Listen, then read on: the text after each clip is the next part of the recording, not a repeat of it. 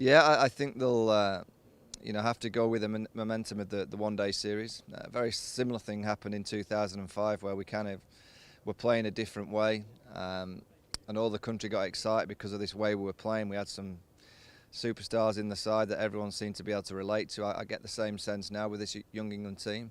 It's just whether they've played it for long enough.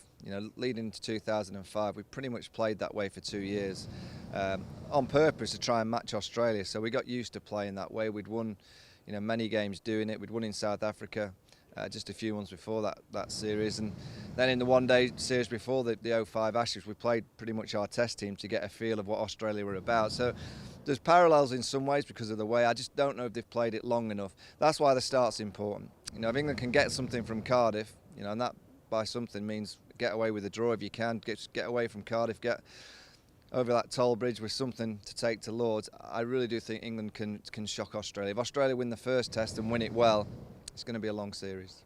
Well, I think there's an opportunity for 3 or 4 of the youngsters, and I mean Joe Root, I think, has now established himself in world cricket. I think there's a chance for Ben Stokes now to go on from where he left off in the test against New Zealand, where he was excellent. I think his bowling will only get better. His batting again will only get better, and he's also an excellent fielder. So I think Ben Stokes, another one to watch, Mark Wood, who's got pace. He's another Durham lad, and I think he could have an impact because England have missed that extra pace probably since Steve Harmison was at his peak. Another Durham player. So Durham are producing some good cricketers for England. Well, I think that first test is very important. They need guys like Jimmy Anderson and Stuart Broad to go out there and perform. If the Australian batsmen can get on top of those two early on in the series, I think it's all over. So there are a couple of big tests there. And ultimately for Australia, with Mitchell Johnson, the way he bowled in Australia last time was, he was lethal. Good pace, good aggression. If he can replicate that here, there'll be some scars, I think, still with the English batsmen.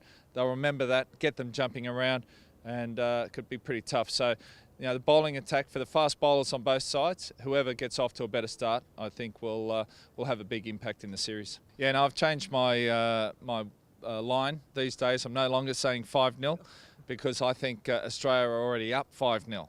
So I'm saying 10-0 to Australia this series.